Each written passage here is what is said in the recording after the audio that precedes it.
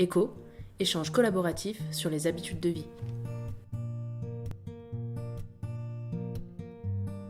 Qu'on soit une personne concernée par la maladie chronique ou une personne intervenante du parcours de santé, les habitudes de vie, c'est pas si simple d'en parler ensemble.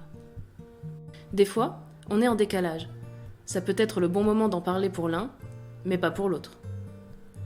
On se sent souvent obligé d'aller vers un objectif de changement. Du coup, on n'est pas à l'aise. On n'ose pas en parler parce qu'on a peur d'être jugé ou d'être jugeant. On se sent démuni pour en parler, du coup, on ne le fait pas.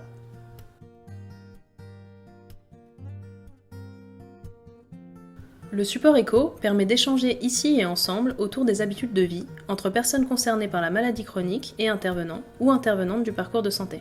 Et cela sans tabou, sans jugement et sans attente d'engagement.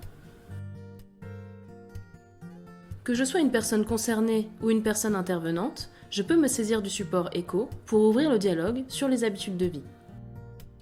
Il permet de parler autrement des habitudes de vie, d'aller plus loin sur une ou plusieurs habitudes de vie, de réfléchir à là où j'en suis et de convenir de la suite ou pas.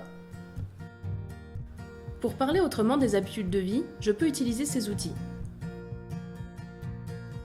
Pour aller plus loin sur une ou plusieurs habitudes de vie, je peux utiliser ceci.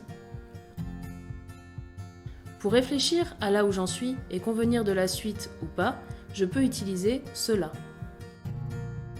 À tout moment du dialogue, je peux utiliser les cartes « J'ose dire » pour exprimer mon ressenti. Le support ECHO existe en deux versions, une version imprimable et une version numérique. Il permet d'échanger autrement en prenant en compte la temporalité de chacun.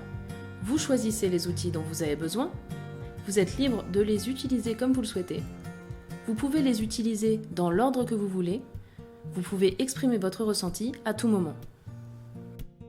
Avec ECHO, on rebat les cartes du dialogue.